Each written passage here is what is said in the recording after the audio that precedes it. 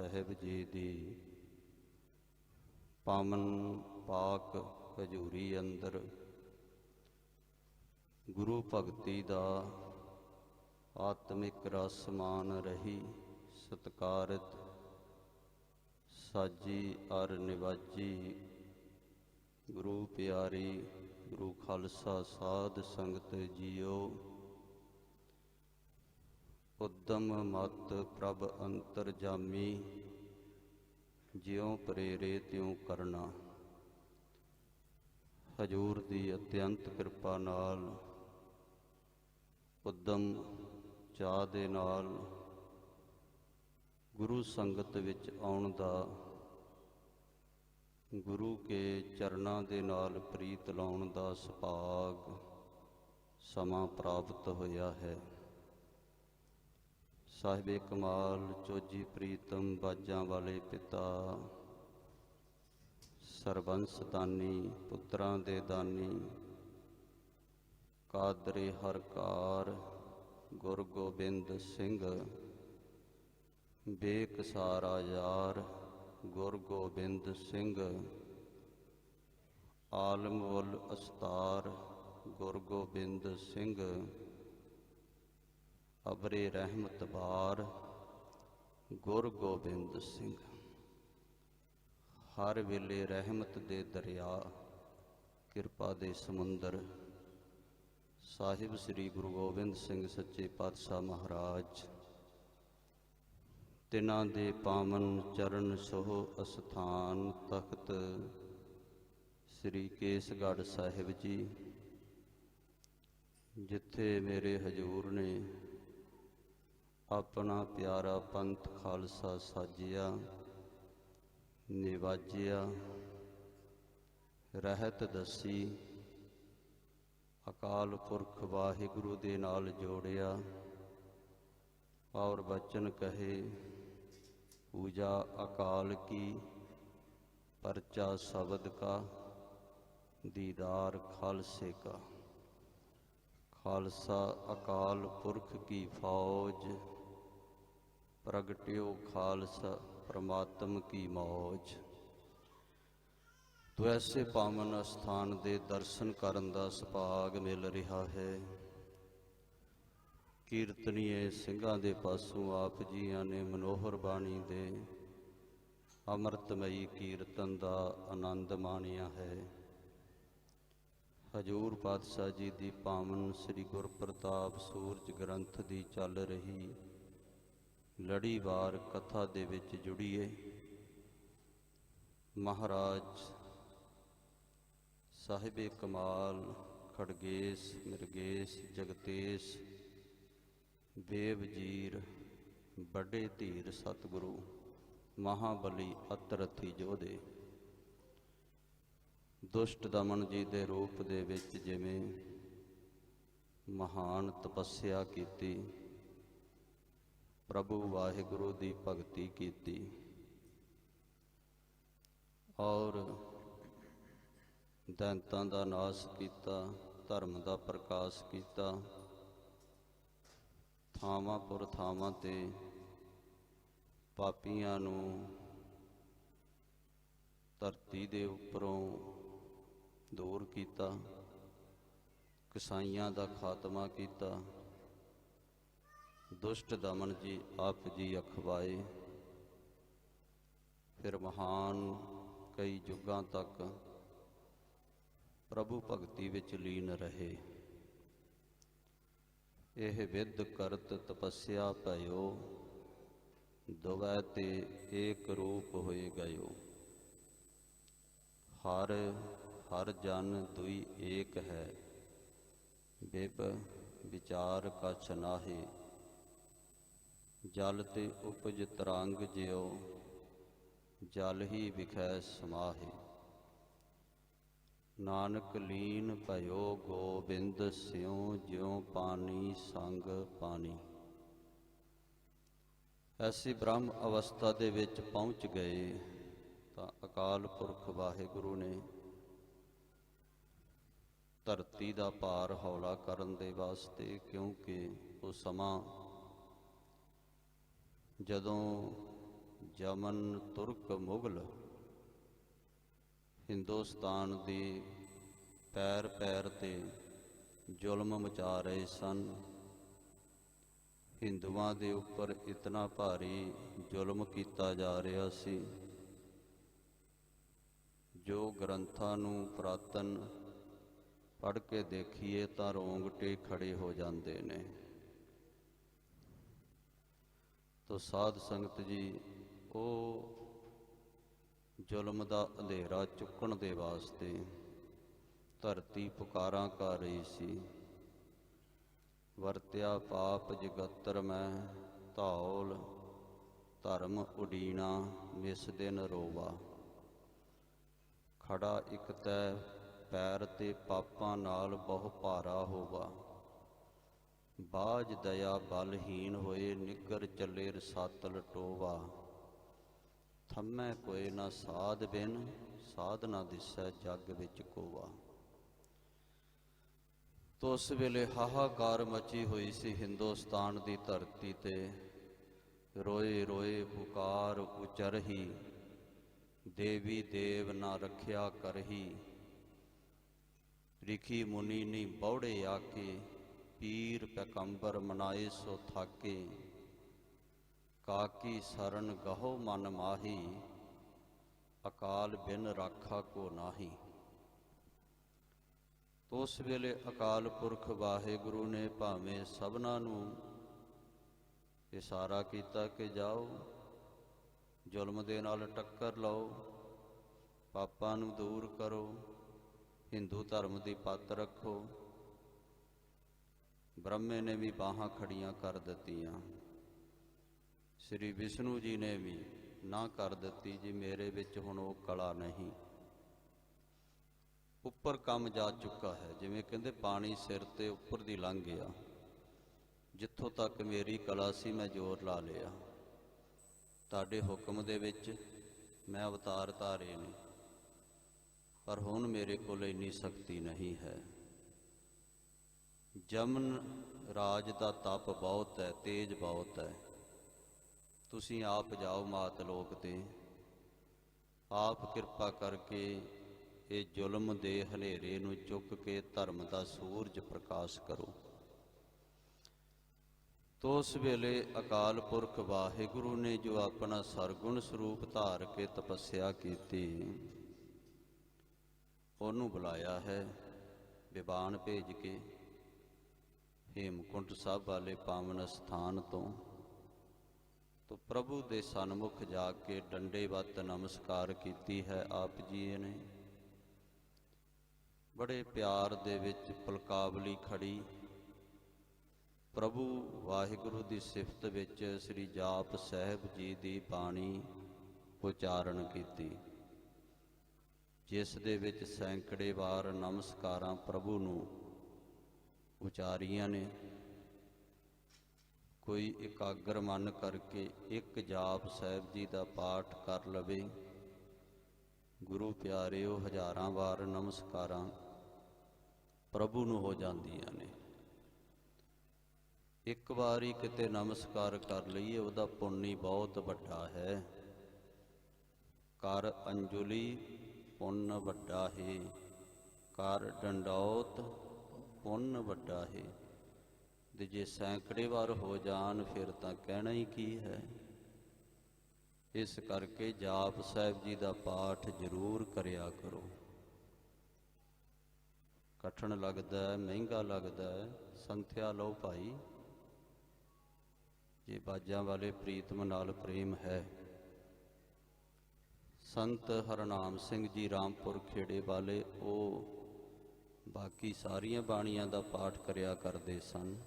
ਦਾਸ ਨੇ ਅੱਗੇ ਵੀ ਇੱਕ ਦਿਨ ਬੇਨਤੀ ਕੀਤੀ ਸੀ, ਜਪਜੀ ਸਾਹਿਬ, ਚੌਪਈ ਸਾਹਿਬ, ਸਵਈਏ, ਆਨੰਦ ਸਾਹਿਬ, ਰਹਿਰਾ ਸਾਹਿਬ, ਆਸਾ ਦੀ ਵਾਰ, ਸੁਖਮਨੀ ਸਾਹਿਬ, ਬਾਵਨ ਅੱਖਰੀ, ਸਿੱਧ ਗੋਸ਼ਟ, ਇਹ ਸਾਰੀਆਂ ਬਾਣੀਆਂ ਦੱਖਣੀ ਓਂਕਾਰ ਜੋ ਵੀ ਪੰਜ ਗ੍ਰੰਥੀ ਦੀਆਂ ਬਾਣੀਆਂ ਨੇ ਉਹ ਜਪਿਆ ਕਰਦੇ ਸਨ।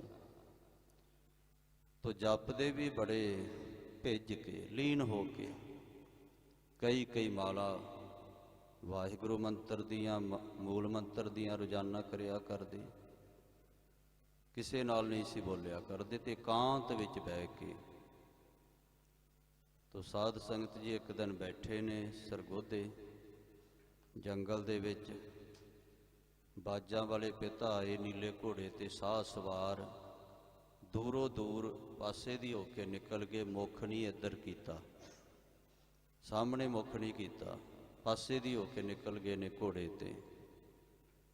ਮਹਾਰਾਜ ਜੀ ਨੂੰ ਜਾਂਦਿਆਂ ਜਦੋਂ ਦੇਖਿਆ ਨਾ ਘੋੜੇ ਦੀ ਆਵਾਜ਼ ਕਿ ਇਹ ਤਾਂ ਮੇਰਾ ਬਾਜਾਂ ਵਾਲਾ ਮਾਹੀ ਹੈ, ਧਾਹਾਂ ਮਾਰ ਕੇ ਰੋਣ ਲੱਗ ਪਏ, ਫੁੱਟ ਫੁੱਟ ਕੇ।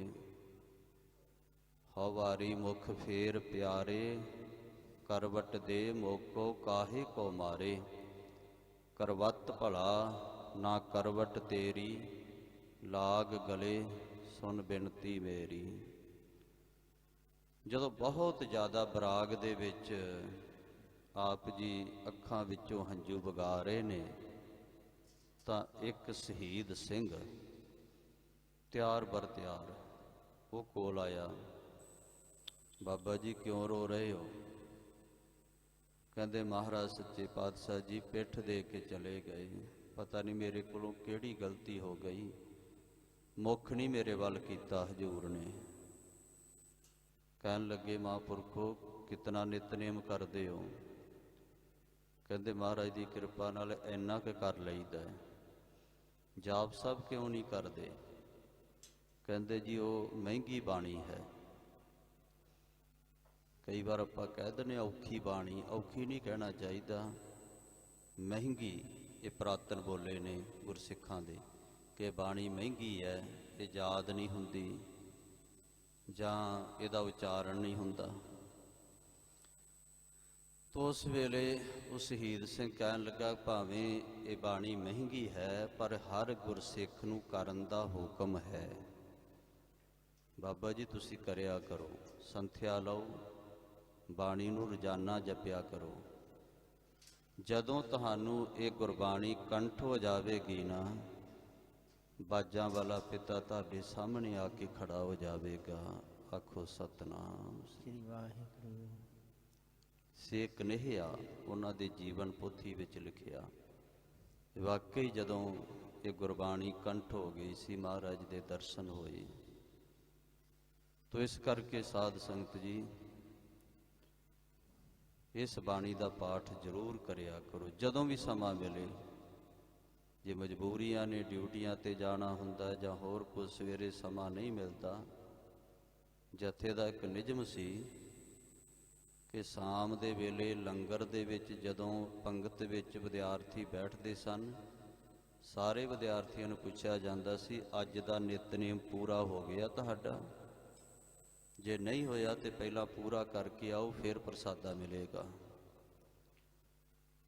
ਸ਼ਾਮ ਦੇ ਪ੍ਰਸਾਦਾ ਛਕਣ ਤੋਂ ਪਹਿਲਾਂ ਪਹਿਲਾਂ ਆਪਣਾ ਨਿਤਨੇਮ ਨੇਮ ਪੂਰਾ ਕਰ ਲੈਣਾ ਚਾਹੀਦਾ ਹੈ, ਜੇ ਗੁਰੂ ਕੀ ਕਿਰਪਾ ਲੈਣੀ ਹੈ। ਤੋ ਮਹਾਰਾਜ ਨੇ ਜਾਪ ਸਾਹਿਬ ਜੀ ਦੀ ਬਾਣੀ ਨਮੋ ਸਰਬ ਮਾਨੇ, ਨਮੋ ਸ਼ਸਤਰ ਪਾਣੇ, ਨਮੋ ਅਸਤਰ ਮਾਨੇ, ਨਮੋ ਸਰਬ ਰੋਗੇ, ਨਮੋ ਸਰਬ ਭੋਗੇ, ਨਮੋ ਸਰਬ ਜੀਤੰ, ਨਮੋ ਸਰਬ ਭੀਤੰ, ਇਹ ਬਾਣੀ ਉੱਥੇ ਸਾਰੀ ਉਚਾਰਨ ਕੀਤੀ। ਨਮਸਕਾਰ ਨਮਸਕਾਰ ਵਾਰ-ਵਾਰ।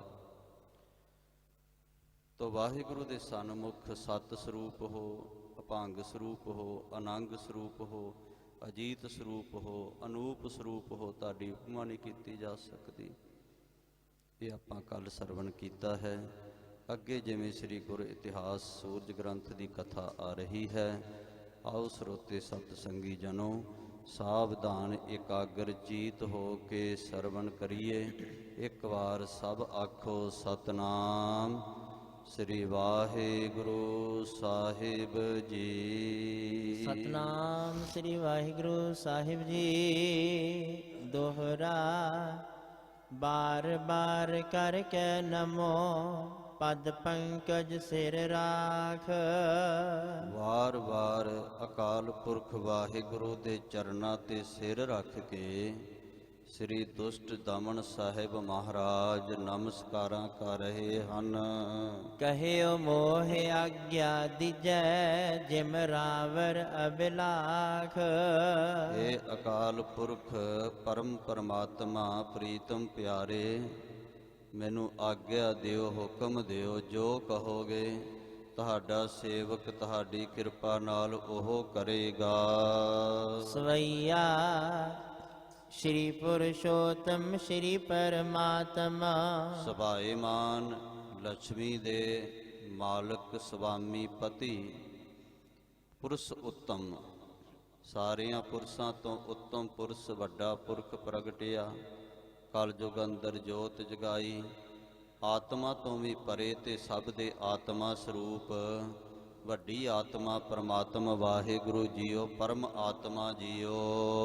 ਸ਼੍ਰੀ ਪਰਮੇਸ਼ਵਰ ਪਾਵਨ ਪੂਰਨ, ਸਾਰਿਆਂ ਦੀਆਂ ਇੱਛਾਵਾਂ ਨੂੰ ਪੂਰਨ ਕਰਨ ਵਾਲੇ, ਹਰ ਥਾਂ ਤੇ ਪਰਿਪੂਰਨ, हे ਪਰਮੇਸ਼ਰ ਵਾਹਿਗੁਰੂ ਪਰਮ ਈਸ਼ਵਰ ਅਕਾਲ ਪੁਰਖ ਜੀਓ। ਦੇਖ ਕਿਰਪਾਲ ਵਿਸਾਲ ਪ੍ਰਸੀਦ ਕੈ। ਪਰਮੇਸ਼ਰ ਜਿਹੜਾ ਪਰਮ ਐਸ਼ਵਰਜ ਦੇਣ ਵਾਲਾ, ਉਹਨੂੰ ਪਰਮੇਸ਼ਰ ਕਿਹਾ ਜਾਂਦਾ ਹੈ। ਪੰਜ ਈਸ਼ਵਰ ਜਿਹੜੇ ਮੰਨੇ ਨੇ ਉਹਨਾਂ ਦਾ ਵੀ ਵੱਡਾ ਜਿਹੜਾ ਈਸ਼ਵਰ ਹੈ ਉਹ ਪਰਮੇਸ਼ਰ ਹੈ। ਪਰਮ ਐਸ਼ਵਰਜ ਜਿਹੜੀਆਂ ਦਾਤਾਂ ਕੋਈ ਵੀ ਨਹੀਂ ਦੇ ਸਕਦਾ, ਬ੍ਰਹਮ ਗਿਆਨ ਦੀ ਦਾਤ, ਨਾਮ ਦੀ ਦਾਤ, ਆਤਮ ਗਿਆਨ, ਨੌ ਨਿਧ ਅੰਮ੍ਰਿਤ ਪ੍ਰਭ ਕਾ ਨਾਮ, ਇਸ ਅਵਸਥਾ ਦੀ ਦਾਤ ਜੋ ਦੇਣ ਵਾਲਾ ਹੈ ਉਸੇ ਕਹੀਏ ਪਰਮੇਸ਼ਰ ਵਾਹਿਗੁਰੂ। ਦੁਬਾਰਾ ਪੰਕਤੀ ਪੜ੍ਹ। ਸ਼੍ਰੀ ਪੁਰਸ਼ੋਤਮ ਸ਼੍ਰੀ ਪਰਮਾਤਮ ਸ਼੍ਰੀ ਪਰਮੇਸ਼ਵਰ ਪਾਵਨ ਪੂਰਨ, ਪਰਿਪੂਰਨ ਹਰ ਥਾਂ ਤੇ ਪ੍ਰਮਾਤਮਾ ਵਾਹਿਗੁਰੂ ਜੀਓ। ਦੇਖ ਕਿਰਪਾਲ ਵਿਸਾਲ ਪ੍ਰਸੀਦ ਕੈ। ਦੇਖ ਕਰਕੇ ਕਿਰਪਾਲੂ ਵਾਹਿਗੁਰੂ ਪਰਮਾਤਮਾ ਨੇ ਬੜਾ ਪ੍ਰਸੰਨ ਹੋ ਕੇ, ਜਾਂ ਦਰਸ਼ਨ ਕੋ ਪਾਵਤ ਕੂਰਨਾ। ਜਿਸ ਦੇ ਦਰਸ਼ਨ ਕੋਈ ਕੂਰ ਪਾ ਨਹੀਂ ਸਕਦਾ ਹੈ ਪ੍ਰਭੂ, ਕੋਈ ਝੂਠਾ, ਕੋਈ ਪਾਪੀ, ਕੋਈ ਜ਼ਾਲਮ, ਉਹਦੇ ਭਾਗਾਂ ਵਿੱਚ ਤੁਹਾਡੇ ਦਰਸ਼ਨ ਕਿੱਥੋਂ ਨੇ। ਸੋ ਦਰਸ਼ਨ ਕਉ ਲੋਚੈ ਸਭ ਕੋਈ, ਪੂਰੈ ਭਾਗ ਪ੍ਰਾਪਤ ਹੋਈ। ਬਚਨ ਕਰ ਦਿੱਤੇ ਸਨ, ਨਹਿ ਮਲੇਸ਼ ਕੋ ਦਰਸ਼ਨ ਦੈ ਹੈ, ਨਾ ਉਨਕੇ ਦਰਸ ਹਮ ਲੈ ਹੈ। ਨਾ ਸਤਵੇਂ ਸਰੂਪ ਵਿੱਚ ਮੱਥੇ ਲੱਗੇ ਨਰੰਗੇ ਦੇ, ਦਿੱਲੀ ਵਿੱਚ ਕਿਤਨਾ ਸਮਾਂ ਆਪ ਜੀ ਰਹੇ 8ਵੇਂ ਸਰੂਪ ਦੇ ਵਿੱਚ, ਨਹੀਂ ਪਾਪੀ ਨੂੰ ਦਰਸ਼ਨ ਦਿੱਤੇ। ਇੱਕ ਪੈਰ ਦਰਵਾਜ਼ੇ ਤੇ ਖੜਾ ਰਿਹਾ ਆ ਕੇ। ਵੇਖ ਲਓ ਐਡਾ ਵੱਡਾ ਬਾਦਸ਼ਾਹ ਉਸ ਸਮੇਂ ਦਾ ਔਰੰਗਜ਼ੇਬ, ਗੁਰਮੁਖੋ ਸਤਿਗੁਰੂ ਗੁਰੂ ਹਰਿਕ੍ਰਿਸ਼ਨ ਪਾਤਸ਼ਾਹ ਜੀ ਕਮਰੇ ਵਿੱਚੋਂ ਬਾਹਰ ਨਹੀਂ ਨਿਕਲੇ। ਨਹੀਂ ਮਲੇਸ਼ ਨੂੰ ਦਰਸ਼ਨ ਦੇਵਾਂਗੇ, ਇਹਦੇ ਮੱਥੇ ਨਹੀਂ ਲੱਗਾਂਗੇ ਪਾਪੀ ਦੇ ਜ਼ਾਲਮ ਦੇ। ਔਰ ਉਹ ਵੀ 8 ਸਾਲ ਦੀ ਅਵਸਥਾ ਵਿੱਚ ਨਿਰਭਉ ਇਸ ਤਰ੍ਹਾਂ ਦੇ ਬੋਲ ਪਗਾਉਣੇ, ਪੂਰੇ ਕਰਕੇ ਦਿਖਾਉਣੇ। ਮਹਾਰਾਜ ਕੋਈ ਝੂਠਾ, ਕੋਈ ਪਾਪੀ ਕਿਵੇਂ ਤੁਹਾਡੇ ਦੀਦਾਰ ਕਰ ਸਕਦਾ ਹੈ। ਰੂਪ ਆਨੰਦ ਅਨਾਦ ਪ੍ਰਭੂ ਨਿਜ, ਅਨੰਤ ਸਰੂਪ ਹੋ, ਅੰਤ ਤੋਂ ਰਹਿਤ ਹੋ, ਅਨੰਤ ਕਲਾ ਹੋਏ ਠਾਕੁਰ ਚੜਿਆ। ਆਦ ਤੋਂ ਵੀ ਰਹਿਤ ਹੋ, ਸਾਰਿਆਂ ਦੇ ਆਦ ਮੁੱਢ ਹੋ, ਤੁਹਾਡਾ ਮੁੱਢ ਕੀ ਹੈ। ਅਨਾਦ ਸਰੂਪ ਹੋ, ਪ੍ਰਭੂ ਸਮਰੱਥ ਹੋ। ਦਾਸਨ ਕੇਰ ਸਹਾਇਕ ਪੂਰਨਾ, ਜਹ ਜਹ ਸੰਤ ਅਰਾਧੇ ਤਹ ਤਹ ਪ੍ਰਗਟਾਇਆ। ਆਪਣੇ ਦਾਸਾਂ ਸੇਵਕਾਂ ਦੀ ਸਹਾਇਤਾ ਪਰਿਪੂਰਨ ਹੋ ਕੇ ਕਰਦੇ ਹੋ। ਜਾਂ ਪਦ ਕੇ ਨਖ ਸੁੰਦਰਤਾ ਲਖ। ਮਹਾਰਾਜ ਜਿਸ ਵਾਹਿਗੁਰੂ ਦੇ ਚਰਨਾਂ ਦੇ ਨੌਹਾਂ ਦੀ ਸੁੰਦਰਤਾ ਬਿਆਨ ਨਹੀਂ ਕੀਤੀ ਜਾ ਸਕਦੀ। ਮਣੀਆਂ ਵੀ ਕੀ ਚੀਜ਼ ਨੇ ਚਮਕਣ ਵਾਲੀਆਂ, ਸੁੱਚੇ ਨਗ ਵੀ ਕੀ ਚੀਜ਼ ਨੇ, ਜਿਸ ਦੀ ਸੁੰਦਰਤਾ ਨੌਹਾਂ ਦੀ ਕਹਿਤ ਤੋਂ ਪਰੇ ਹੈ। ਆਨਤ ਲੋਕ ਬਿਖੈ ਸਮਰੂਰ ਨਾ, ਤਿੰਨਾਂ ਲੋਕਾਂ ਦੇ ਵਿੱਚ ਦੂਜਾ ਕੋਈ ਸੁੰਦਰ ਸਰੂਪ ਹੈ ਵਾਹਿਗੁਰੂ ਤੁਹਾਡੇ ਵਰਗਾ ਹੈ ਹੀ ਨਹੀਂ। ਸੂਰਤ ਮੂਰਤ ਆਦ ਅਨੂਪ, ਨਾਨਕ ਜਾਚੈ ਸਾਚ ਸਰੂਪ। ਸਵਈਆ ਛੰਦ ਤੁਨ ਗੰਭੀਰ ਸਗਨ ਬਿਰਦੁਲਾ ਬਹੋ। ਇਸ ਤਰ੍ਹਾਂ ਗੰਭੀਰ ਧੁਨੀ ਪਰਮਾਤਮਾ ਵਾਹਿਗੁਰੂ ਦੀ, ਜਿਵੇਂ ਸੰਘਣਾ ਬੱਦਲ ਉਹ ਗੰਭੀਰ ਜੀ ਧੁਨ ਕੱਢਦਾ ਹੈ ਨਾ, ਇਸ ਤਰ੍ਹਾਂ ਗੰਭੀਰ ਆਵਾਜ਼ ਵਿੱਚ ਬੋਲੇ ਬਾਕ ਮੰਦ ਮੁਸਕਾਨ। ਬੜੇ ਕੋਮਲ ਜੇ ਮੁਸਕਰਾ ਕੇ ਮਹਾਰਾਜ ਵਾਹਿਗੁਰੂ ਮਿੱਠੇ ਬਚਨ ਬੋਲੇ ਹਨ। ਦੁਸ਼ਟ ਦਮਨ ਸੁਨ ਪ੍ਰਥਮੈ ਉਪਜਿਓ।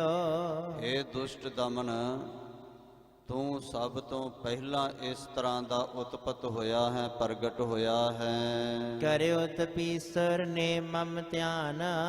ਜਿਸ ਨੇ ਤਪੀਸਰ ਬਣ ਕੇ ਮੇਰਾ ਇਤਨਾ ਭਾਰੀ ਧਿਆਨ ਧਾਰਿਆ ਹੈ। ਕਿਉਂਕਿ ਕੋਈ ਬ੍ਰਹਮਾ ਦਾ ਧਿਆਨ ਧਾਰਦਾ ਸੀ, ਕੋਈ ਸ਼ਿਵ ਦਾ ਧਿਆਨ ਧਾਰਦਾ।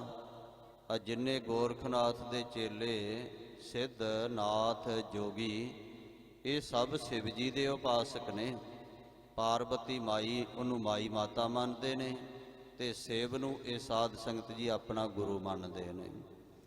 ਕੋਈ ਸ਼ਿਵ ਦਾ ਉਪਾਸਕ, ਕੋਈ ਬ੍ਰਹਮੇ ਦਾ ਉਪਾਸਕ, ਕੋਈ ਵਿਸ਼ਨੂੰ ਦਾ ਉਪਾਸਕ, ਤੇ ਕੋਈ ਇੰਦਰ ਦਾ, ਤੇ ਕੋਈ ਭੈਰੋਂ ਦਾ, ਕੋਈ ਕਿਸੇ ਦਾ, ਕੋਈ ਕਿਸੇ ਦਾ, ਕੋਈ ਕਮੱਖਿਆ ਦਾ, ਕੋਈ ਫਲਾਣੀ ਦੇਵੀ ਦਾ, ਕੋਈ ਭਵਾਨੀ ਦਾ। ਪ੍ਰਭੂ ਦਾ ਉਪਾਸਕ ਕੋਈ ਬਿਰਲਾ, ਤੇ ਉਹ ਵੀ ਸ੍ਰੀ ਦੁਸ਼ਟ ਦਮਨ ਮਹਾਰਾਜ ਵਰਗਾ। ਕਹਿੰਦੇ ਕਿ ਤੁਸੀਂ ਤਪੀਸਰ ਹੋ ਕੇ ਮੇਰਾ ਧਿਆਨ ਲਾਇਆ। ਆਪਣੇ ਤਪ ਪ੍ਰਭਾਵ ਤੇ ਕੀਨਸ। ਆਪਣੇ ਤਪ ਦੇ ਪ੍ਰਭਾਵ ਦੇ ਕਰਕੇ ਕਾਰਨ ਕਰਬੇ ਜੁਧ ਮਹਾਨ। ਜੋ ਸਮੁੰਡ ਰਿਖੀ ਉਹਨਾਂ ਨੇ ਤੁਹਾਨੂੰ ਪ੍ਰਗਟ ਕੀਤਾ, ਮਹਾਨ ਯੁੱਧ ਕਰਨਾ ਕੀਤੇ ਦੈਂਤਾਂ ਦੇ ਨਾਲ।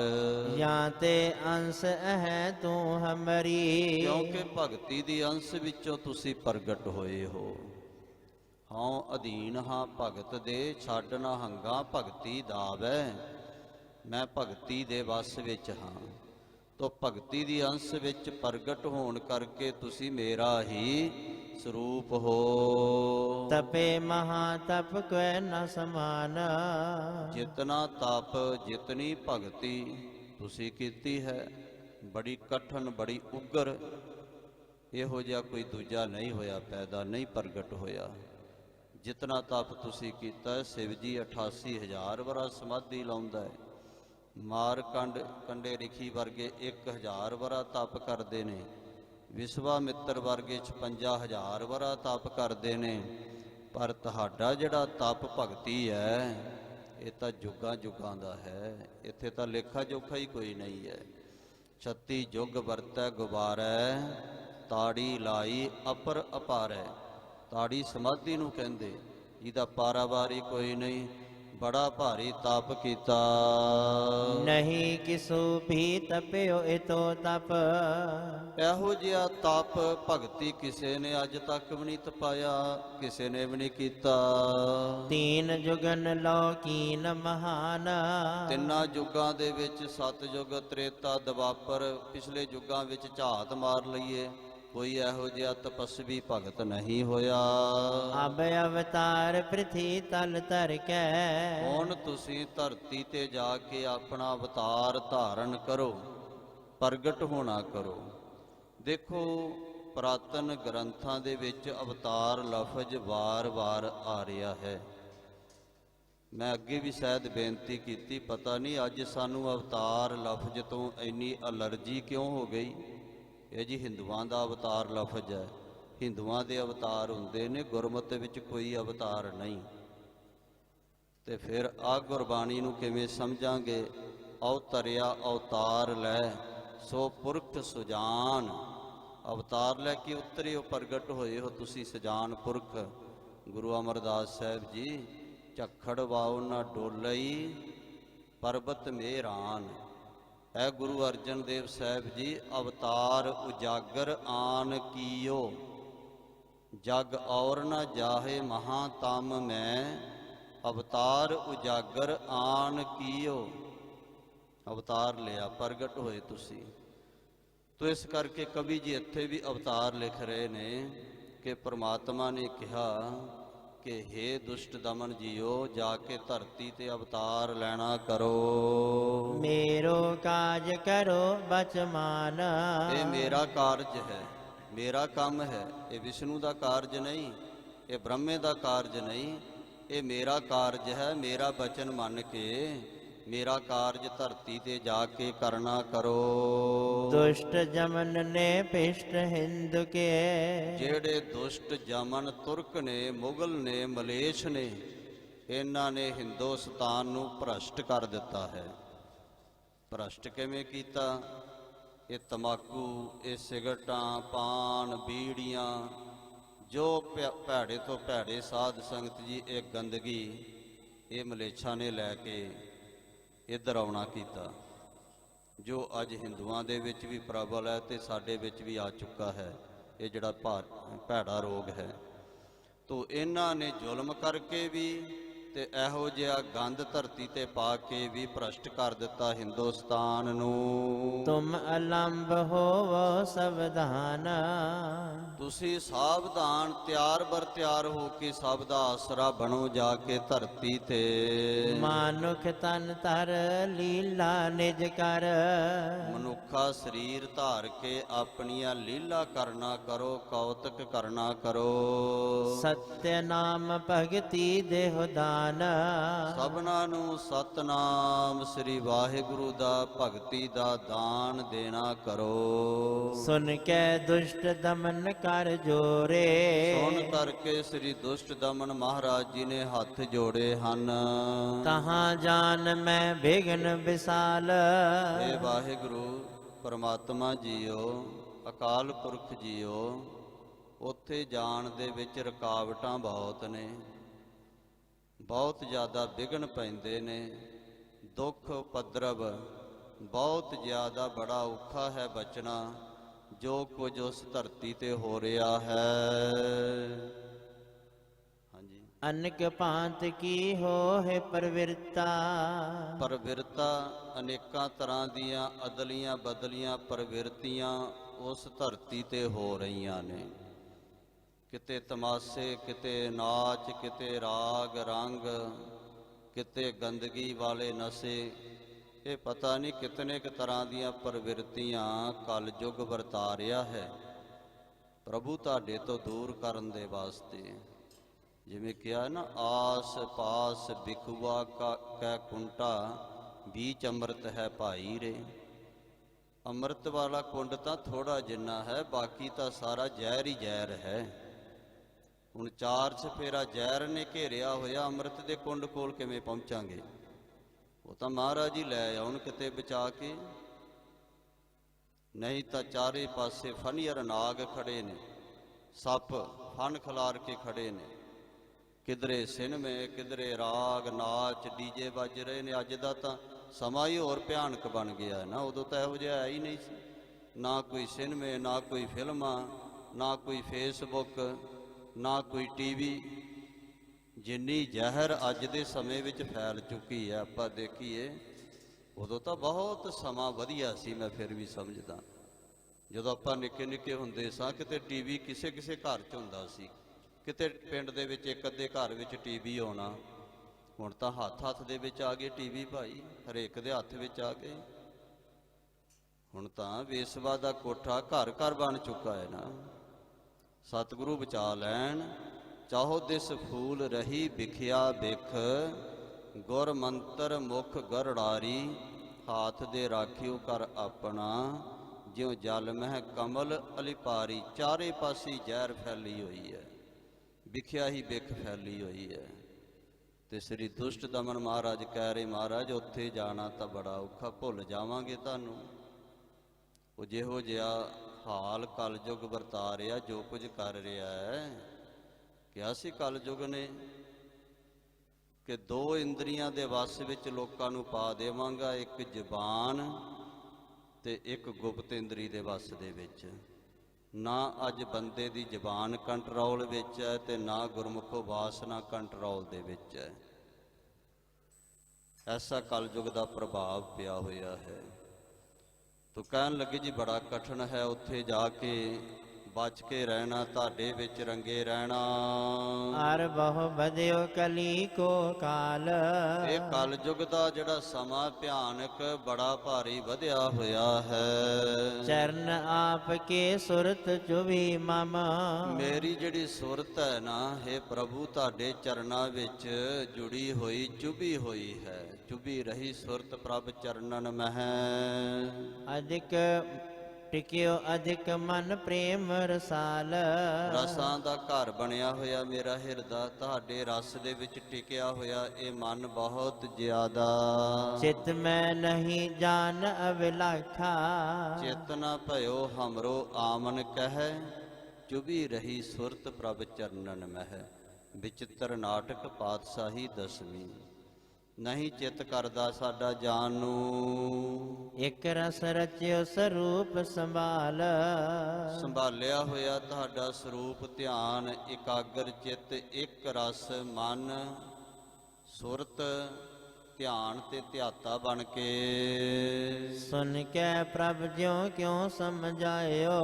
ਕਹਿੰਦੇ ਮੇਰੀ ਬੇਨਤੀ ਨੂੰ ਸੁਣ ਕੇ ਪ੍ਰਭੂ ਵਾਹਿਗੁਰੂ ਨੇ ਜਿਵੇਂ ਕਿਵੇਂ ਮੈਨੂੰ ਸਮਝਾਉਣਾ ਕੀਤਾ। ਸ਼੍ਰੀ ਦੇਵੀ ਕੋ ਕਹਿਓ ਬਿਰਤਾਂਤ। ਕਿ ਜਿਸ ਦੇਵੀ ਦੀ ਸਹਾਇਤਾ ਕੀਤੀ ਤੁਸੀਂ ਦੁਸ਼ਟ ਦਮਨ ਹੋ ਕੇ, ਦੇਖੋ ਕਿਵੇਂ ਜਾ ਕੇ ਕੰਦਰਾਂ 'ਚ ਲੁਕ ਗਈ ਸੀ, ਉਹਨੂੰ ਤੁਸੀਂ ਬਚਾਇਆ ਮਹਾਬਲੀ ਬਣ ਕੇ। ਪੰਥ ਖਾਲਸਾ ਸਿਰਜਨ ਉੱਤਮ। ਤੋ ਹੁਣ ਵੀ ਤੁਹਾਨੂੰ ਉਵੇਂ ਹੀ ਮਹਾਬਲੀ ਬਣ ਕੇ ਖਾਲਸਾ ਪੰਥ ਪ੍ਰਗਟ ਕਰਨਾ ਪਵੇਗਾ, ਸਿਰਜਣਾ ਕਰਨਾ ਪਵੇਗਾ। ਮਾਰਗ ਭਗਤ ਪ੍ਰੇਮ ਅਵਿਦਾਤ। ਜਿਹੜਾ ਭਗਤੀ ਦਾ ਮਾਰਗ ਹੈ ਨਾ, ਪ੍ਰੇਮ ਭਗਤੀ ਦਾ, ਗੁਰਮੁਖ ਗਾਡੀ ਰਾਹੋ ਚਲੰਦਾ, ਇਹ ਧਰਤੀ ਤੇ ਜਾ ਕੇ ਪ੍ਰਗਟ ਫੈਲਾਓ। ਛਤਰੀ ਧਰਮ ਨਹੀਂ ਜਗ ਦਿਖੀਅਤ। ਜਗਤ ਦੇ ਵਿੱਚ ਖੱਤਰੀਆਂ ਦਾ ਧਰਮ ਨਹੀਂ ਦਿਸਦਾ, ਸਭ ਧਰਮ ਛੱਡ ਕੇ ਅਲੋਪ ਹੋ ਗਏ। ਖੱਤਰੀ ਸ਼ਬਦੰ ਸੂਰ ਸ਼ਬਦੰ ਸੂਦਰ ਸ਼ਬਦੰ ਪ੍ਰਾਕ੍ਰਿਤ ਹੈ।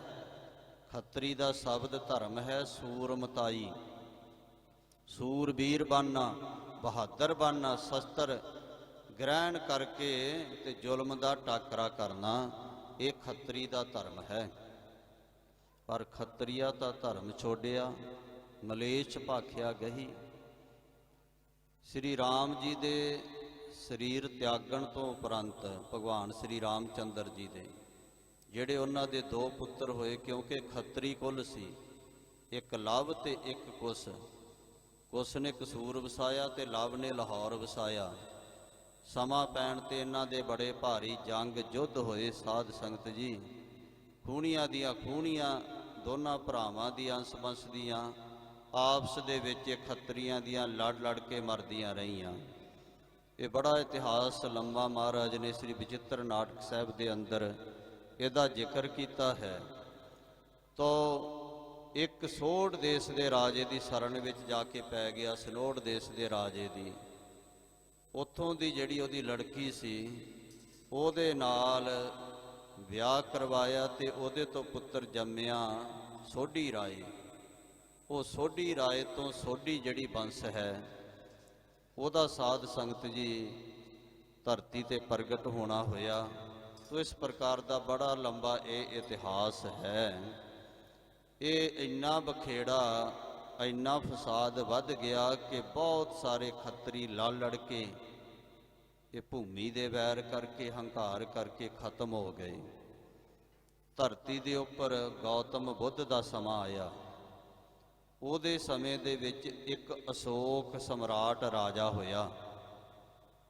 ਉਸ ਰਾਜੇ ਦੇ ਰਾਹੀਂ ਇਸ ਗੌਤਮ ਬੁੱਧ ਨੇ ਪਰਮੋ ਪਰਮ ਅਹਿੰਸਾ ਦਾ ਜਿਹੜਾ ਉਪਦੇਸ਼ ਸੀ ਲੋਕਾਂ ਨੂੰ ਦਿੱਤਾ ਕਿ ਕਿਉਂ ਆਪਸ ਵਿੱਚ ਲੜ ਲੜ ਕੇ ਮਰਦੇ ਹੋ, ਹਿੰਸਾ ਨਹੀਂ ਕਰਨੀ ਚਾਹੀਦੀ, ਅਹਿੰਸਾ ਰਹਿਣਾ ਚਾਹੀਦਾ ਹੈ, ਸ਼ਸਤਰ ਨਹੀਂ ਪਾਉਣੇ ਚਾਹੀਦੇ, ਗਲ ਵਿੱਚ ਸ਼ਸਤਰ ਕੋਲ ਨਹੀਂ ਰੱਖਣੇ ਚਾਹੀਦੇ। ਤੋ ਉਸ ਸਮੇਂ ਜਿਹੜਾ ਬ੍ਰਹਮਪੁੱਤਰ ਦਰਿਆ ਹੈ ਨਾ, ਬਿਹਾਰ ਦੀ ਧਰਤੀ ਤੇ ਪਟਨਾ ਸਾਹਿਬ ਦੇ ਕੋਲ ਸਾਰੇ ਸ਼ਸਤਰ ਜਿਹੜੇ ਸਨ, ਹਥਿਆਰ ਬ੍ਰਹਮਪੁੱਤਰ ਦਰਿਆ ਵਿੱਚ ਸੁੱਟ ਦਿੱਤੇ ਗਏ ਸਨ ਕਿ ਅਹਿੰਸਾ ਦਾ ਉਪਦੇਸ਼ ਧਾਰਨ ਕਰੋ, ਕੋਈ ਵੀ ਆਪਸ ਵਿੱਚ ਲੜ ਕੇ ਨਹੀਂ ਮਰੇਗਾ। ਉਹ ਪਰਮੋ ਪਰਮ ਅਹਿੰਸਾ ਦੇ ਉਪਦੇਸ਼ ਨੇ ਸ਼ਸਤਰਾਂ ਤੋਂ ਹੀਣੇ ਖੱਤਰੀਆਂ ਨੂੰ ਕਰ ਦਿੱਤਾ।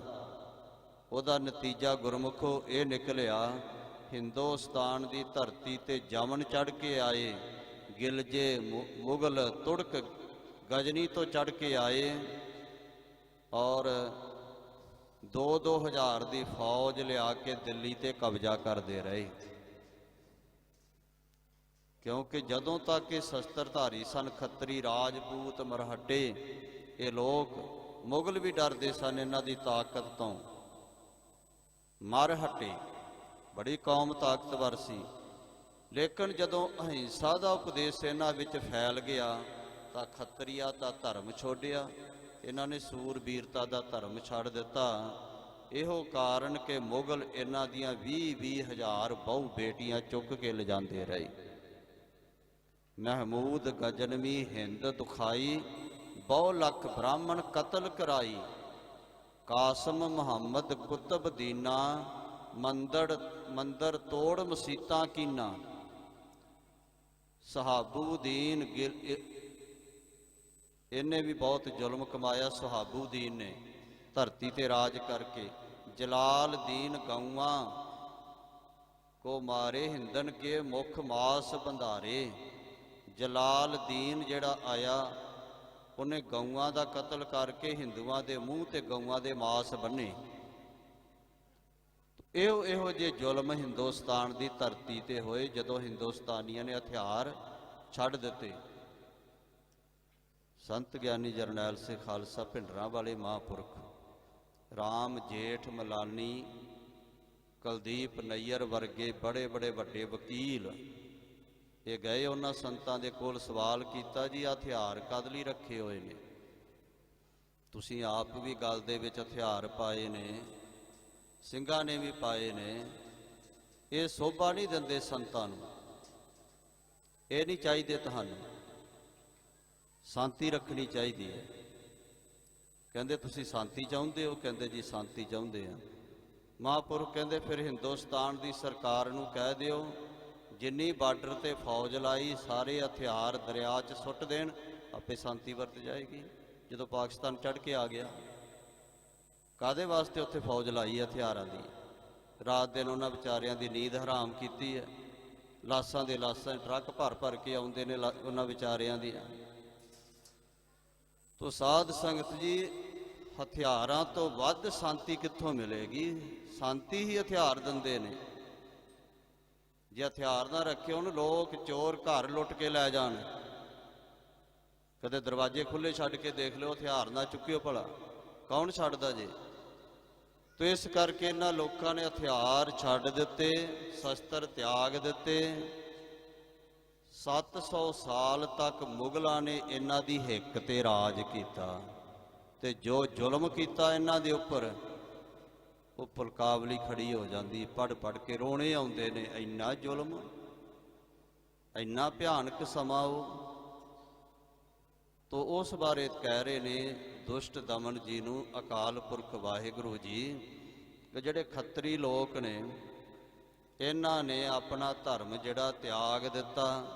ਰਾਜਪੂਤ ਰਾਜੇ ਹੈ ਸਨ, ਪਹਾੜੀ ਰਾਜੇ, ਰਾਜਸਥਾਨ ਬੀਕਾਨੇਰ ਤੱਕ, ਇੱਧਰ ਅਸਾਮ ਤੱਕ ਰਾਜਪੂਤ ਰਾਜੇ ਰਹਿੰਦੇ ਸਨ। ਪਰ ਜਿਤਨੇ ਵੀ ਰਾਜੇ ਰਾਜਪੂਤ ਸਨ, ਉਹ ਮੁਸਲਮਾਨਾਂ ਦੇ ਗੁਲਾਮ ਬਣ ਕੇ ਰਹਿ ਰਹੇ ਸਨ। ਧੀਆਂ ਭੈਣਾਂ ਦੇ ਡੋਲੇ ਦੇ ਕੇ ਉਹਨਾਂ ਦੀ ਗੁਲਾਮੀ ਪ੍ਰਵਾਨ ਕਰ ਲਈ ਸੀ ਇਹਨਾਂ ਰਾਜਿਆਂ ਨੇ, ਆਪਣੇ ਰਾਜ ਬਚਾਉਣ ਦੇ ਵਾਸਤੇ। ਲੋਕਾਂ ਦੇ ਨਾਲ ਇਹਨਾਂ ਨੂੰ ਕੋਈ ਤਲਕ ਨਹੀਂ ਸੀ। ਲੋਕ ਮਰਨ, ਕਿਸੇ ਦਾ ਜਨੇਊ ਲੱਥੇ, ਕੁਝ ਵੀ ਹੋਵੇ, ਮੰਦਰ ਢਹਿਣ, ਇਹਨਾਂ ਗੱਲਾਂ ਦੇ ਨਾਲ ਇਹਨਾਂ ਨੂੰ ਕੋਈ ਤਲਕ ਨਹੀਂ ਸੀ। ਇਹਨਾਂ ਨੂੰ ਤਾਂ ਸਿਰਫ ਆਪਣੇ ਰਾਜ ਦੇ ਨਾਲ ਸੀ ਨਾ। ਜਿਵੇਂ ਅੱਜ ਦੇ ਰਾਜੇ ਕਰਦੇ ਨੇ, ਚੰਡੀਗੜ੍ਹ ਵੀ ਵੇਚ ਦਿੱਤਾ, ਭਾਖੜਾ ਡੈਮ, ਸਭ ਕੁਝ ਵੇਚੀ ਜਾਂਦੇ। ਉਹਨਾਂ ਨੂੰ ਤਾਂ ਆਪਣਾ ਰਾਜ ਬਚਾਉਣਾ ਹੈ। ਦਿੱਲੀ ਵਾਲਿਆਂ ਦੇ ਗੁਲਾਮ ਬਣ ਕੇ ਉਹਨਾਂ ਨੂੰ ਕੋਈ ਸਾਧ ਸੰਗਤ ਜੀ ਪੰਜਾਬ ਦੇ ਨਾਲ ਥੋੜ੍ਹਾ ਹੁੰਦਾ ਕੋਈ ਉਹਨਾਂ ਨੂੰ ਪ੍ਰੇਮ, ਜਾਂ ਪੰਜਾਬ ਦੇ ਲੋਕਾਂ ਦੇ ਨਾਲ ਪ੍ਰੀਤ ਹੈ। ਭਾਈ ਰੌਲਾ ਨਾ ਜ਼ਿਆਦਾ ਪਾਓ। ਤੋ ਇਸ ਤਰ੍ਹਾਂ ਦੇ ਹਾਲਾਤ ਰਾਜਪੂਤ ਰਾਜਿਆਂ ਦੇ, ਗੁਲਾਮੀ ਪ੍ਰਵਾਨ ਕਰ ਲਈ। ਕਈ ਕਹਿ ਦਿੰਦੇ ਜੀ ਜੇ ਉਹ ਡੈਪੂਟੇਸ਼ਨ ਕਸ਼ਮੀਰੀ ਪੰਡਤਾਂ ਦਾ ਕਿਤੇ ਰਾਜਪੂਤ ਰਾਜਿਆਂ ਦੀ ਸ਼ਰਨ ਵਿੱਚ ਪੈ ਜਾਂਦਾ ਤੇ ਰਾਜਪੂਤ ਰਾਜਿਆਂ ਨੇ ਉਹਨਾਂ ਦੇ ਟਿੱਕੇ ਨੂੰ ਬਚਾ ਲੈਣਾ ਸੀ। ਉਹ ਤਾਂ ਆਪਣਾ ਟਿੱਕਾ ਨਹੀਂ ਬਚਾ ਸਕੇ, ਤੁਹਾਡਾ ਟਿੱਕਾ ਕੀ ਬਚਾਉਣਾ ਸੀ? ਉਹ ਵੀ ਤਾਂ ਟਿੱਕੇ ਲਾਉਂਦੇ ਸੀ। ਕਦੇ ਗੁਲਾਮ ਬੰਦਾ ਕਿਸੇ ਦੇ ਧਰਮ ਨੂੰ ਨਹੀਂ ਜੇ ਬਚਾ ਸਕਦਾ, ਯਾਦ ਰੱਖਿਓ। ਆਜ਼ਾਦ ਬੰਦਾ ਹੀ ਕਿਸੇ ਦੇ ਧਰਮ ਨੂੰ ਬਚਾਵੇਗਾ। ਤੇ ਤੁਹਾਨੂੰ ਪਤਾ ਹੈ, ਜਿਸ ਬ੍ਰਹਮਪੁੱਤਰ ਦਰਿਆ ਵਿੱਚ ਹਥਿਆਰ ਸੁੱਟੇ ਸਨ ਇਹਨਾਂ ਲੋਕਾਂ ਨੇ, ਪਰਮ ਅਹਿੰਸਾ ਦਾ ਉਪਦੇਸ਼ ਧਾਰਨ ਕਰ ਲਿਆ ਸੀ। ਉਸ ਬ੍ਰਹਮਪੁੱਤਰ ਦਰਿਆ ਦੇ ਮਹਿੰਦਰਾ ਘਾਟ ਦੇ ਸਾਹਮਣੇ ਗੰਗਾ ਘਾਟ, ਜਿੱਥੇ ਮਹਾਰਾਜ ਨੇ ਕੜੇ ਸੁੱਟੇ ਸਨ, ਜਿੱਥੇ ਲੋਕਾਂ ਨੇ ਬਾਲਾ ਪ੍ਰੀਤਮ ਨੂੰ ਪੁੱਛਿਆ ਸੀ ਕਿ ਆਜ਼ਾਦੀ ਕਿਵੇਂ ਆਵੇਗੀ, ਹਿੰਦੁਸਤਾਨ ਦੀ ਨੁਹਾਰ ਫਿਰ ਪਹਿਲਾਂ ਵਰਗੀ ਕਿਵੇਂ ਬਣੇਗੀ। ਤਾਂ ਜਿਸ ਸ੍ਰੀ ਸਾਹਿਬ ਤੇਗ ਦੇ ਦਰਸ਼ਨ ਤੁਸੀਂ ਰੋਜ਼ਾਨਾ ਹੀ ਟੀਵੀ ਦੇ ਮਾਧਿਅਮ ਰਾਹੀਂ ਪਟਨਾ ਸਾਹਿਬ ਦੀ ਧਰਤੀ ਤੋਂ ਕਰਦੇ ਹੋ ਨਾ, ਸ਼ਸਤਰਾਂ ਦੇ ਦਰਸ਼ਨਾਂ ਵਿੱਚ ਇੱਕ ਸ੍ਰੀ ਸਾਹਿਬ ਹੈ ਜਿਹੜੀ ਕਮਰ ਕੱਸੇ ਵਿੱਚ ਬਾਲਾ ਪ੍ਰੀਤਮ ਰੱਖਿਆ ਕਰਦੇ ਸਨ। ਮਿਆਨ ਦੇ ਵਿੱਚੋਂ ਉਹ ਤੇਗ ਕੱਢ ਕੇ ਗਰਜਵੀਂ ਆਵਾਜ਼ ਵਿੱਚ ਬਾਲ ਉਮਰ ਦੇ ਵਿੱਚ ਮੇਰੇ ਚੋਜੀ ਪ੍ਰੀਤਮ ਨੇ ਕਿਹਾ ਸੀ, ਇਹਦੇ ਨਾਲ ਆਜ਼ਾਦੀ ਆਵੇਗੀ। ਜਿਹੜੇ ਹਥਿਆਰ ਤੁਸੀਂ ਸੁੱਟੇ ਨੇ, ਇੱਥੋਂ ਹੀ ਹਥਿਆਰ ਫੜ ਕੇ ਅਸੀਂ ਅੱਜ ਪ੍ਰਣ ਕਰਦੇ ਹਾਂ ਕਿ ਇਹਨਾਂ ਸ਼ਸਤਰਾਂ ਦੇ ਨਾਲ ਹਿੰਦੁਸਤਾਨ ਆਜ਼ਾਦ ਹੋਵੇਗਾ।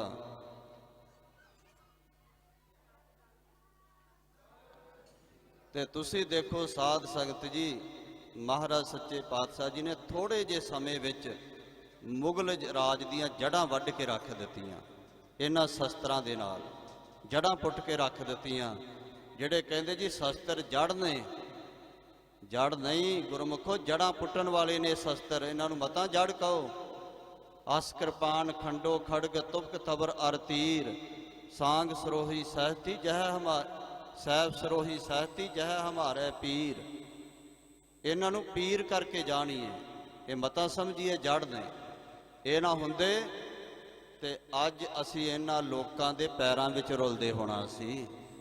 ਇਹ ਸ਼ਸਤਰਾਂ ਦੀ ਬਦੌਲਤ ਹੈ, ਉਹ ਵੀ ਬਾਜਾਂ ਵਾਲੇ ਦੇ ਸ਼ਸਤਰ। ਹੋਰ ਤਾਂ ਦੁਨੀਆ 'ਚ ਸ਼ਸਤਰ ਦੇਖੇ ਬਥੇਰੇ ਨੇ, ਪਰ ਇਸੇ ਲਈ ਪੂਜੇ ਜਾਂਦੇ ਕਿਉਂਕਿ ਇਹ ਸ਼ਸਤਰ ਤੇਰੇ ਨੇ, ਜਿਹੜੇ ਤਖਤ ਸਾਹਿਬ ਦੇ ਵਿੱਚ ਸੁਭਾਈਮਾਨ ਹਨ। ਸਾਧ ਸੰਗਤ ਜੀ, ਕੋਈ ਕਹਿੰਦਾ ਜੀ ਮਹਾਤਮਾ ਗਾਂਧੀ ਨੇ ਆਜ਼ਾਦੀ ਲਿਆਂਦੀ, ਉਹਦੇ ਚਰਖੇ ਨੇ ਆਜ਼ਾਦੀ ਲੈ ਆਂਦੀ। ਭਾਈ, ਜਿਹੜਾ ਪਰਮੋ ਅਹਿੰਸਾ ਦਾ ਉਪਦੇਸ਼ ਲੋਕਾਂ ਨੂੰ ਸਿਖਾਉਂਦਾ ਸੀ, ਹਿੰਸਾ ਨਹੀਂ ਕਰਨੀ ਚਾਹੀਦੀ, ਅਹਿੰਸਾ ਬਣਨਾ ਚਾਹੀਦਾ, ਫਿਰ ਭਲਾ ਅੰਗਰੇਜ਼ ਨਿਕਲ ਜਾਂਦੇ ਹਿੰਦੁਸਤਾਨ ਦੇ ਵਿੱਚੋਂ।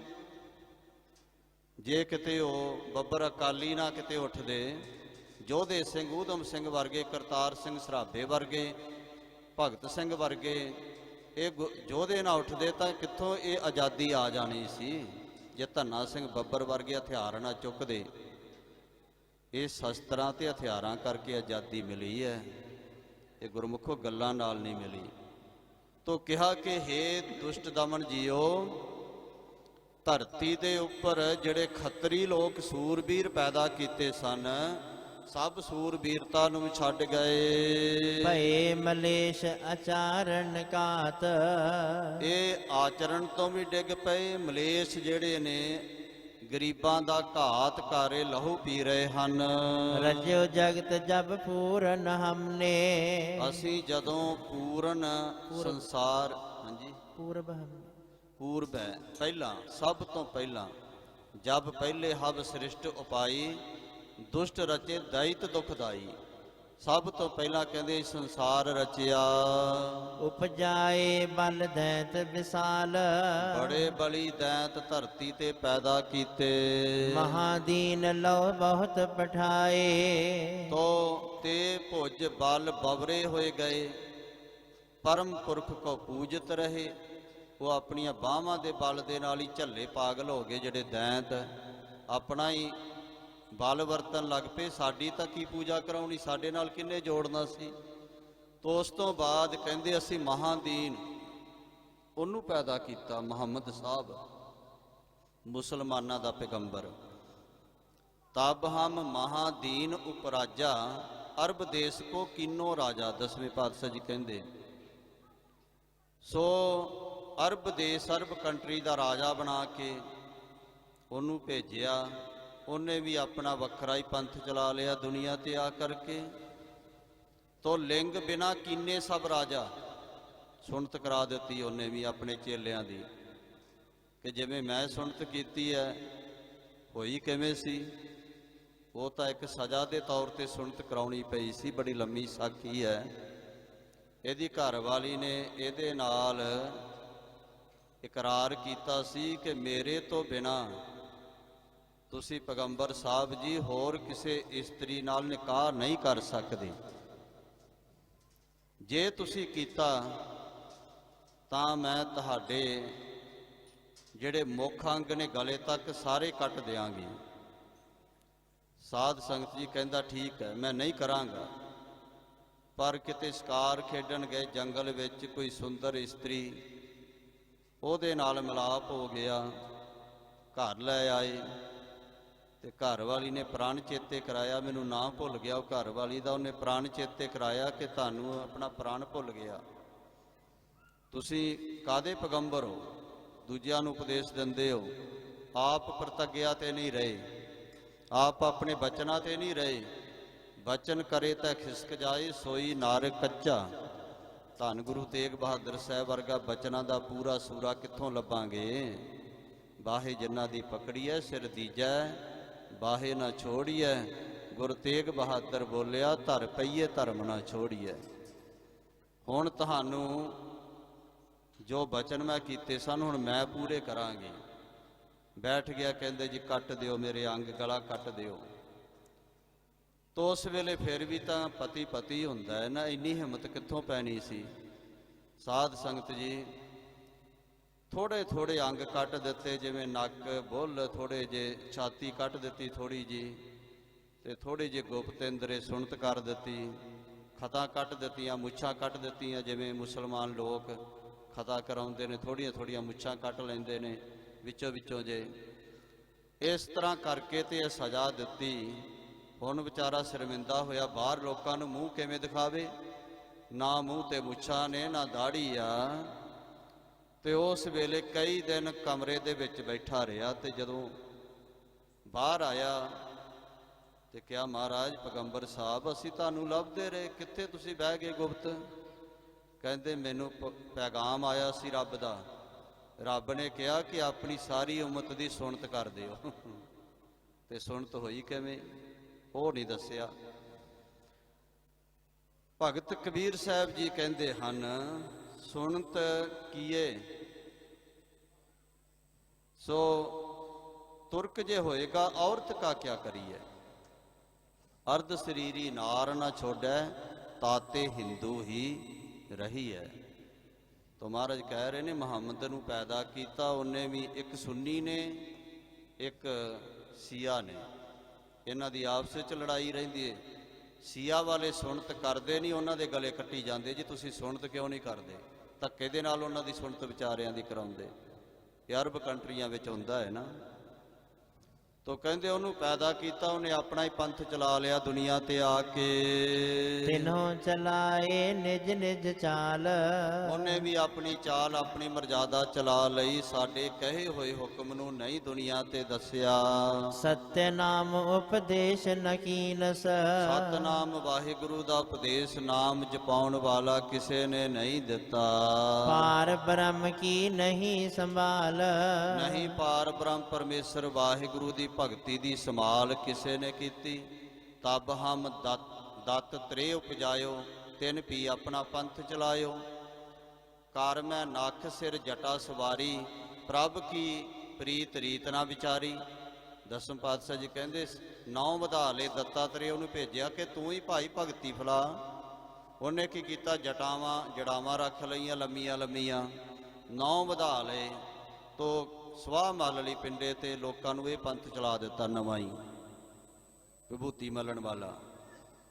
ਤਬ ਹਮ ਰਾਮਾਨੰਦ ਕੋ ਕਰਾ, ਬੈਰਾਗੀ ਭੇਸ ਜਿਨ ਬਪ ਧਰਾ। ਫਿਰ ਕਹਿੰਦੇ ਰਾਮਾਨੰਦ ਨੂੰ ਅਸੀਂ ਪੈਦਾ ਕੀਤਾ ਕਿ ਰਾਮਾਨੰਦ ਜੀ ਤੁਸੀਂ ਜਾਓ ਭਾਓ ਭਗਤੀ ਧਰਮ ਨੂੰ ਫੈਲਾਓ। ਤੇ ਉਹਨੇ ਕੀ ਕੀਤਾ, ਕੰਠੀ ਕੰਠ ਕਾਠ ਕੀ ਡਾਰੀ, ਪ੍ਰਭ ਕੀ ਪ੍ਰੀਤ ਰੀਤ ਨਾ ਵਿਚਾਰੀ। ਗਲੇ ਦੇ ਵਿੱਚ ਕੰਠੀ ਕਾਠ ਦੀ ਲੱਕੜਾਂ ਦੀ ਬਣੀ ਹੋਈ ਮਾਲਾ ਪਾ ਲਈ ਤੇ ਕਹਿ ਲਿਆ ਬਰਾਗੀ ਬਣ ਜਾਓ। ਬਰਾਗੀਆਂ ਵਾਲਾ ਭੇਸ ਉਹਨੇ ਦੇ ਦਿੱਤਾ ਲੋਕਾਂ ਨੂੰ। ਪ੍ਰਭੂ ਦੀ ਭਗਤੀ ਦੀ ਰੀਤ ਕਿਸੇ ਨੇ ਵੀ ਵਿਚਾਰੀ ਨਹੀਂ। ਮਹਾਦੇਵ ਅਚੁੱਤ ਕਹਿਵਾਇਓ, ਵਿਸ਼ਨ ਆਪ ਹੀ ਪ੍ਰਭ ਠਹਿਰਾਇਓ। ਬ੍ਰਹਮਾ ਆਪ ਹੀ ਪਾਰ ਬ੍ਰਹਮ ਬਖਾਨਾ, ਪ੍ਰਭ ਕੋ ਪ੍ਰਭ ਨਾ ਕਿਨਹੂ ਜਾਨਾ। ਕਿਸੇ ਨੇ ਵੀ ਪ੍ਰਭੂ ਨੂੰ ਨਹੀਂ ਜਾਣਿਆ, ਨਾ ਪ੍ਰਭੂ ਦੇ ਨਾਲ ਮਿਲਣ ਵਾਲਾ ਰਸਤਾ ਦੱਸਿਆ। ਆਪ ਹੀ ਰੱਬ ਬਣ ਕੇ ਬਹਿ ਗਏ। ਜਿਨ ਜਿਨ ਤਨਕ ਸਿੱਧ ਕੋ ਪਾਇਓ, ਤਿਨ ਤਿਨ ਆਪਣੋ ਰਾਹੋ ਚਲਾਇਓ। ਅਬ ਤੁਮ ਸੁਗਮ ਚਲਾਵੋ ਨੀਕੇ, ਹੁਣ ਤੁਸੀਂ ਭਲੀ ਪ੍ਰਕਾਰ ਸੁੰਦਰ ਮਾਰਗ ਧਰਮ ਦਾ ਚਲਾਉਣਾ ਕਰੋ। ਰਹਿਤ ਕਹਿਤ ਕੇ ਸਹਿਤ ਰਸਾਲ, ਰਹਿਣੀ ਕਹਿਣੀ ਸਹਿਣੀ ਦੇ ਸਹਿਤ। ਇਹ ਜਿਹੜਾ ਸੁੰਦਰ ਪੰਥ ਹੈ ਨਾ, ਇਹਨੂੰ ਚਲਾਉਣਾ ਕਰੋ, ਜਿਹਦੀ ਰਹਿਣੀ ਵੀ ਵੱਖਰੀ ਹੋਵੇ, ਜਿਹਦੀ ਕਹਿਣੀ ਵੀ ਵੱਖਰੀ ਹੋਵੇ, ਜਿਹਦੀ ਬਹਿਣੀ ਵੀ ਵੱਖਰੀ ਹੋਵੇ। ਇਹ ਨਹੀਂ ਕਿ ਗੋਠ ਜੇ ਮਾਰ ਕੇ ਬਹਿ ਜਾਣਾ, ਪਦਮ ਆਸਨ ਲਾ ਕੇ ਬਹਿ ਜਾਣੇ, ਜਾਂ ਹੋਰ ਕੋਈ ਆਸਨ ਆਪਣਾ। ਕਦੇ ਵੀ ਪੈਰ ਪੱਟਾਂ ਤੇ ਰੱਖ ਕੇ ਸੰਗਤ ਵਿੱਚ ਨਹੀਂ ਬੈਠਣਾ ਚਾਹੀਦਾ। ਇਹ ਗੁਰਮਤਿ ਦਾ ਆਸਨ ਨਹੀਂ, ਚੌਂਕੜੀ ਲਾ ਕੇ ਬੈਠਣਾ ਚਾਹੀਦਾ ਹੈ। ਕਦੇ ਵੀ ਗੋਠ ਮਾਰ ਕੇ ਨਹੀਂ ਬੈਠਣਾ ਚਾਹੀਦਾ। ਕਈ ਜਿਵੇਂ ਮੱਝਾਂ ਦੀ ਧਾਰ ਚੋਈ ਦੀ ਉਵੇਂ ਬਹਿ ਜਾਂਦੇ ਨੇ, ਤੇ ਕਈ ਮਹਾਰਾਜ ਵੱਲ ਲੱਤਾਂ ਵਿਛਾ ਕੇ ਬਹਿ ਜਾਂਦੇ ਨੇ। ਇਹ ਸੰਗਤ ਦੇ ਵਿੱਚ ਸਾਰੀ ਰਹਿਣੀ ਬਹਿਣੀ ਸਹਿਣੀ ਸਿੱਖਣੀ ਪੈਂਦੀ ਹੈ। ਤੇ ਹੇ ਦੁਸ਼ਟ ਦਮਨ ਜੀਓ, ਤੁਸੀਂ ਧਰਤੀ ਤੇ ਜਾ ਕੇ ਪੰਥ ਦੀ ਜਿਹੜੀ ਰਹਿਣੀ, ਖਾਲਸਾ ਪੰਥ ਦੀ ਸਹਿਣੀ ਕਹਿਣੀ ਤੇ ਬਹਿਣੀ, ਇਹ ਚਾਰੇ ਹੀ ਧਰਮ ਦੇ ਅੰਗ ਸਿਖਾਓ ਤੇ ਧਰਮ ਨੂੰ ਧਰਤੀ ਤੇ ਫੈਲਾਓ।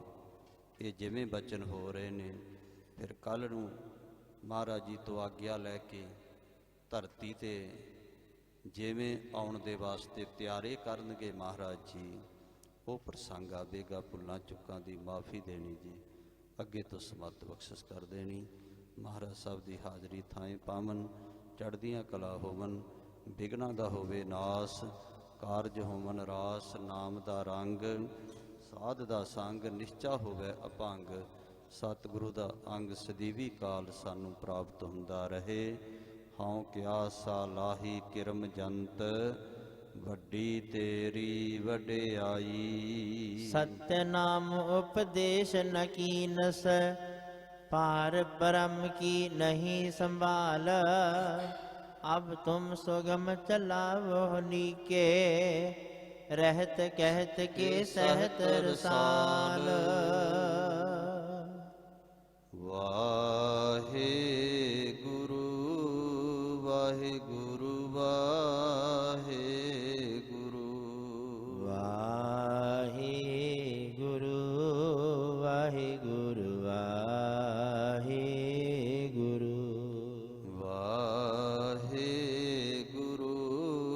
ਵਾਹਿਗੁਰੂ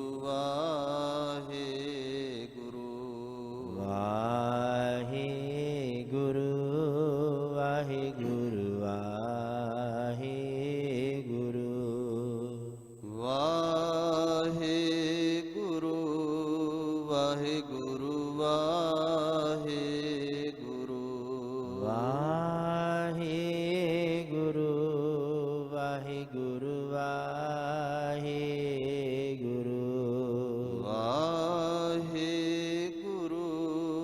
ਵਾਹਿਗੁਰੂ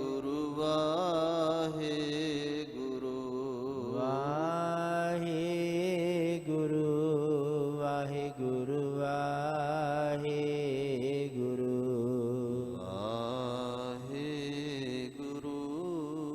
ਵਾਹਿਗੁਰੂ ਵਾਹਿਗੁਰੂ ਵਾਹਿਗੁਰੂ। ਵਾਹਿਗੁਰੂ ਵਾਹਿਗੁਰੂ ਵਾਹਿਗੁਰੂ। ਹੇ ਅਚੁੱਤ ਹੈ ਪਾਰ ਬ੍ਰਹਮ, ਅਵਿਨਾਸੀ ਅਗਨਾਸ। ਹੇ ਪੂਰਨ ਹੈ ਸਰਬ ਮੈਂ, ਦੁਖ ਭੰਜਨ ਗੁਣਤਾਸ। ਹੇ ਸੰਗੀ ਹੈ ਨਿਰੰਕਾਰ, ਹੇ ਨਿਰਗੁਣ ਸਭ ਟੇਕ। ਹੇ ਗੋਬਿੰਦ ਹੈ ਗੁਣ ਨਿਧਾਨ, ਜਾ ਕੈ ਸਦਾ ਵਿਵੇਕ। ਏ ਅਪਰੰਪਰ ਹਰ ਹਰੇ ਹੈ ਭੀ ਓਵਨਹਾਰ। ਏ ਸੰਤਹ ਕੈ ਸਦਾ ਸੰਗ ਨਿਧਾਰਾ ਆਧਾਰ। ਏ ਠਾਕੁਰ ਹਉ ਦਾਸ ਰੋ ਮੈਂ ਨਿਰਗੁਣ ਗੁਣ ਨਹੀਂ ਕੋਏ। ਨਾਨਕ ਦੀਜੈ ਨਾਮ ਦਾਨ ਰਾਖੋ ਹੀਐ ਪਰੋਏ। ਆਏ ਪ੍ਰਭ ਸਰਨਾਗਤੀ ਕਿਰਪਾ ਨਿਧ ਦਇਆਲ। ਏਕ ਅੱਖਰ ਹਰ ਮਨ ਬਸਤ ਨਾਨਕ ਹੋਤ ਨਿਹਾਲ। ਵਾਹਿਗੁਰੂ ਨਾਮ ਜਹਾਜ ਹੈ ਚੜੇ ਸੋਤਰੈ ਪਾਰ। ਜੋ ਸਰਦਾ ਕਰ ਸੇਮ ਦੇ ਗੁਰ ਪਾਰ ਉਤਾਰਨ ਹਾਰ। ਤਥਾ ਨਿਤਾ ਪ੍ਰਤ ਹੋਤ ਹੈ ਸੁਨੈ ਸੁਸਿੰਗ ਸੁਜਾਨ। ਸ੍ਰੀ ਨਾਨਕ ਗੁਰੂ ਗੋਬਿੰਦ ਸਿੰਘ ਸਦਾ ਕਰੈ ਕਲਿਆਣ। ਸ੍ਰੀ ਨਾਨਕ ਗੁਰੂ ਗੋਬਿੰਦ ਸਿੰਘ ਸਦਾ ਕਰੈ ਕਲਿਆਣ। ਵਾਹਿਗੁਰੂ ਜੀ ਕਾ ਖਾਲਸਾ ਵਾਹਿਗੁਰੂ ਜੀ ਕੀ ਫਤਿਹ।